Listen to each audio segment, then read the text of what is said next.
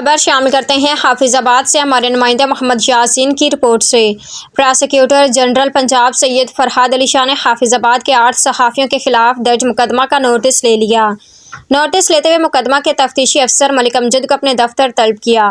تھانہ کسوکی میں صحافیوں کے خلاف درج مقدمہ میں صحافیوں کو تفتیش میں شامل نہ کرنے اور قانون کی لا علمی کے بارے میں تفتیشی افسر کی سرزنش کی۔ پراسیکیوٹر جنرل کی متاثرہ صحافیوں کو تفتیش میں فوری شامل کرنے کی ہدایت۔ چیئرمین ڈسٹرکٹ پریس کلب امجد پرویز چٹھا سمیت تمام متاثرہ صحافیوں کو تفتیشی افسر ملک امجد نے موقع پر ہی بلا کر شامل تفتیش کیا۔ موقع پر ہی متاثرہ صحافیوں کے بیانات قلم بند کیے۔ صحافیوں کو ان کے پیشہ ورانہ فرائض کی ادائیگی پر کیسے روکا جا سکتا؟ پراسیکیوٹر جنرل پنجاب سید فرحاد علی شاہ۔ پراسیکیوٹر جنرل نے پولیس تفتیشی آفیسر کو آئندہ سماعت تک صحافیوں کو مقدمہ سے خارج کرنے کی رپورٹ پیش کرنے کی ہدایت۔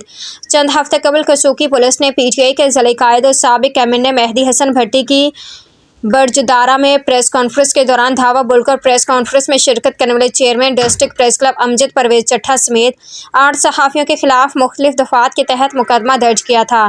صحافیوں کے خلاف ہونے والے مقدمے کے ڈسٹرکٹ بار کے علاوہ علماء اور مختلف سول سوسائٹی سے تعلق رکھنے والے افراد نے اس پولیس گردی کی شدید الفاظ میں مذمت بھی کی تھی۔